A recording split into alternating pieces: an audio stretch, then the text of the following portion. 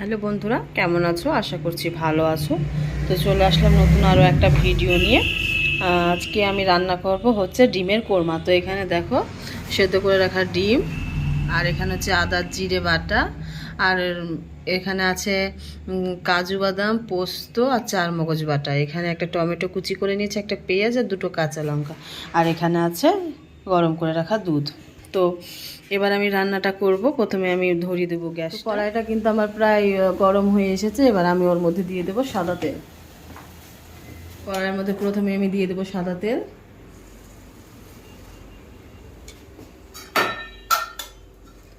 তেলটা গরম হলে তখন আমি ডিমগুলো ভেজে নেব লাল লাল করে।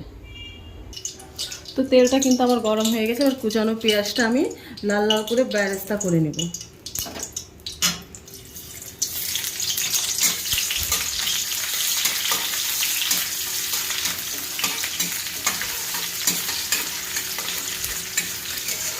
পেঁয়াজটা ভাজা হতে হতে আমি এদিকে হচ্ছে ডিমগুলো চিড়ে নেব সুন্দর করে।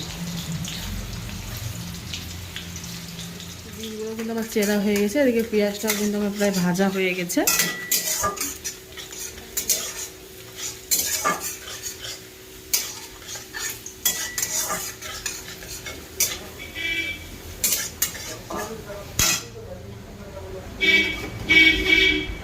পেঁয়াজটা কিন্তু আমি থালার এক সাইডে করে তুলে নেব।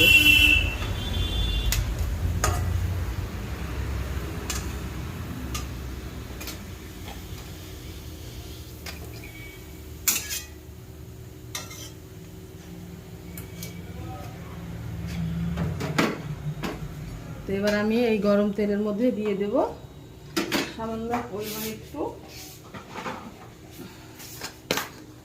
লবণ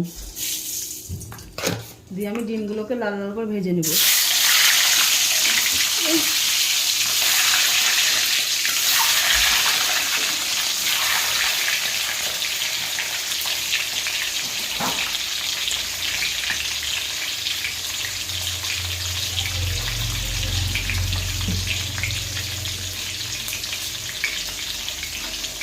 এই ডিমটা কিন্তু আমার হাত থেকে পড়ে গিয়ে নষ্ট হয়ে গেল। তো এটা আর দেবো না, এটা এমনি রেখে দিব।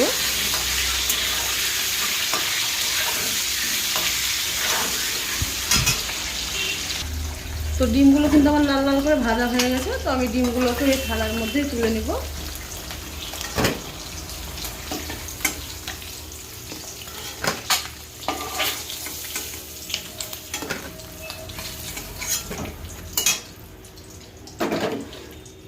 তো আমি ওই গরম তেলের মধ্যে দিয়ে দেবো এবার হচ্ছে আদা জিরে আর রসুন বাটাটা। ভালো করে একটু নেড়ে নেব। যেহেতু আমি ডিম ভাজাতে একটু হচ্ছে যে লবণ দিয়েছিলাম, তো এবার আমি আর একটু সামান্য পরিমাণ লবণ দেবো। আমি বেশি লবণ দেবো না, কারণ এই রান্নাটা যেহেতু একটু মিষ্টি মিষ্টি টাইপের হয়, তো লবণ বেশি দিয়ে দিলে খেতে ভালো লাগবে না।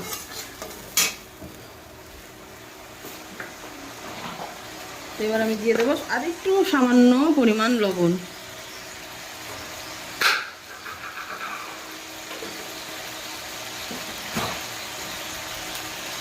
আর একটু সামান্য পরিমাণে দেবো আমি কাশ্মীরি লঙ্কার গুঁড়ো।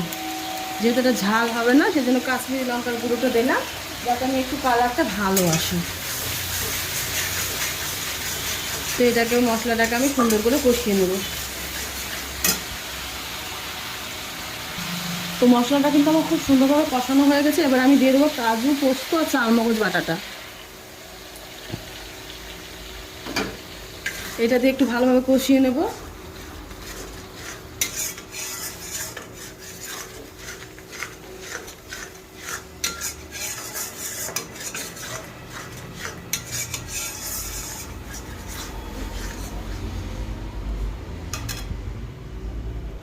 তো এবার এর মধ্যে আমি দিয়ে দেবো টমেটো কুচিটা,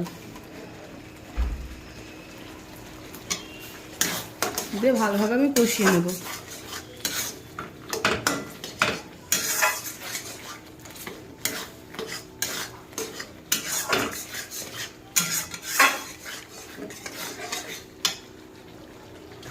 তো মশলাটা কিন্তু আমার কষানো হয়ে গেছে প্রায়, দেখো তেল ছাড়তে শুরু করে দিয়েছে। তো এবার আমি এর মধ্যে দিয়ে দেব সামান্য পরিমাণ চিনি।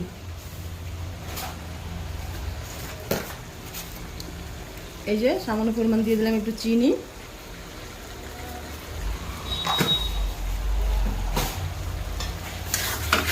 দেখো মশলাতে কিন্তু খুব সুন্দরভাবে তেল ছাড়তে শুরু করে দিয়েছে। এবার আমি এর মধ্যে দিয়ে দেবো ভেজে রাখা ডিমগুলো।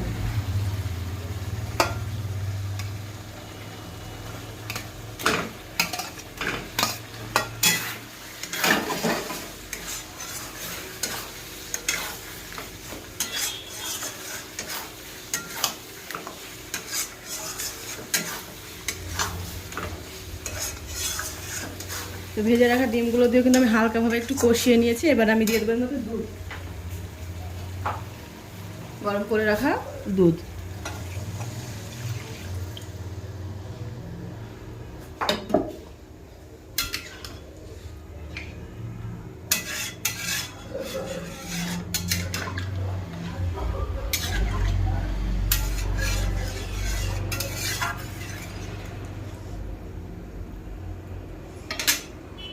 আর এর মধ্যে এবার আমি দিয়ে দেবো চিড়ে রাখা কাঁচা লঙ্কা দুটো। কাঁচা লঙ্কা দুটো ঝালের জন্য দেওয়া না, জাস্ট একটা কাঁচা লঙ্কার ফ্লেভার থাকে, ওই ফ্লেভারের জন্য কিন্তু কাঁচা লঙ্কাটা দেওয়া। এটার মধ্যে যদি কাঁচা লঙ্কার ফ্লেভারটা আসে না, খেতে খুব সুন্দর লাগে। তো এবার আমি এটা যদি যখন ফুটে যাবে, বলক উঠে যাবে, তখন আমি এর ভিতরে খালি পেঁয়াজ বেরেস্তাটা দিয়ে কিন্তু আমি নামিয়ে নেব। তো বলকটা উঠুক, দেখতে থাকো। তো আমার কিন্তু ডিমের কোরমাটা খুব সুন্দরভাবে দেখো বলক উঠে গেছে এবং অনেকটা ফুটে ফুটে যে দুধটা দিয়েছিলাম সেই দুধটাও কিন্তু অনেকটা শুকিয়ে এসেছে।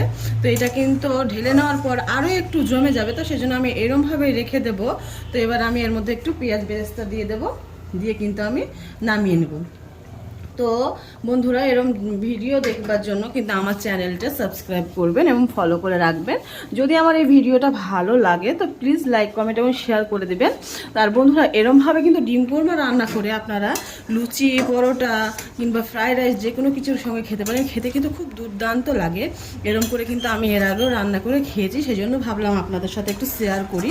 যদি ভালো লেগে থাকে অবশ্যই আমার চ্যানেলটিকে সাবস্ক্রাইব করবেন এবং ফলো করে রাখবেন। ধন্যবাদ আমার ভিডিওটা দেখার জন্য। তো এবার আমি কিন্তু এটা ঢেলে নেব।